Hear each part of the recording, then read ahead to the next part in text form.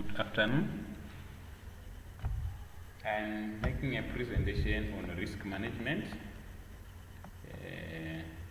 So first I have to show you the objectives. After the end of this, you should be able to know the principles of risk management, the essential features, and the importance of risk management. Functions of risk management, the contents and the purposes of risk management, and where do we find a risk management in the organization. So we start now. Risk management is just a management just like any other thing, but first it starts with the identification of risks. We need to know them. We evaluate which one is more severe, which one is more likely to happen. Then we prioritize. By prioritizing, I mean we need to focus on those which have got a big impact on the organization, so that we minimize, we monitor and control. The purpose is to reduce the losses of the organization. That's why we have to monitor. But basically, the purposes of risk management are to find a way to avoid the risk. So risk avoidance. We have to find a way to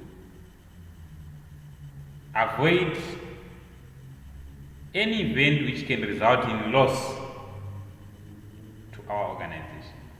Mitigation, we mean we have to find a way to reduce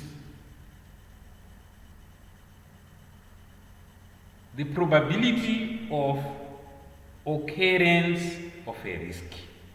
There are some risks which we cannot eliminate completely, so we mitigate them, finding a way to reduce the occurrence. Then some risks like which are caused by natural issues like coronavirus. It comes as a risk to every organization worldwide. So those ones which we cannot avoid, we accept them, but in a way which reduces losses. Like moving forward after lockdown, the easing of lockdown, it's a way of accepting but minimizing the impact. So those are the three main purposes. We avoid it, we reduce, sometimes we accept, but in a way which doesn't affect the organization. Then risk management principles, you should be able to understand this. So like I said, risk identification is you have to know the risks that we are dealing with. They say the devil that you know is better than the devil that you don't know.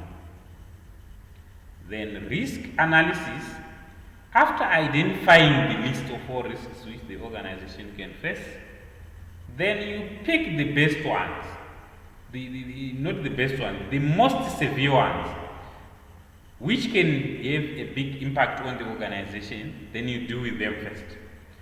Then the controlling part now is the dealing with the risk. Are we reducing? Are we avoiding? Are we shifting the risk to the insurance companies? Then we need to finance for risk. Like if we see that this risk is likely to happen, we need to set aside money, or we need to have an insurance policy. So those are part of the risk financing. Then claims management is when, let's say, an unfortunate event happened, the loss happened, the damage happened. We need to do the claims for that loss in case we're having the insurance. Then we need to know now the functions of a a risk manager. The risk managers, they are those who come up with the risk management plan. How do we deal with the organizations? They continuously assess our organization to see any potential sources of risks and how to mitigate them. They evaluate risks in terms of impact and severance. They come up with a budget for solving these unfortunate events in case they happen. They come up with a contingent plan. What if this loss happens? How do we move forward? They also make sure that there are compliance procedures, because compliance is the one which helps again to reduce risks. They also deal with all the claims and the payments to the insurance company. So that's the risk manager. Then the risk management policy. The risk managers, what they do, they create a policy which now will be available to everyone in the organization, which provide a guidance and direction. How do we solve the risks? Which risks are we likely to face? And who is allowed to deal with those risks? The risk appetite. Which level of risks can we deal with? Because we cannot deal with all the risks. Then also the criteria of dealing with those risks. Then who reports to who? Then the communication system. Then finally, the location of risk management. Risk management, it falls in the finance department, because mostly we want to reduce the financial losses which can affect our business, but big organizations can have a separate risk management.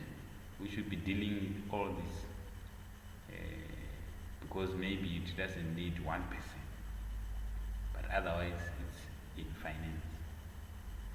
So after, you should be able to know what are the principles of risk management. Those are the areas of questions. Why do we do risk management? Those are the purposes. Then what are the functions? What do people called risk managers do in business? So those are the possible questions. So thank you very much. We'll meet in the next lesson. Thank you.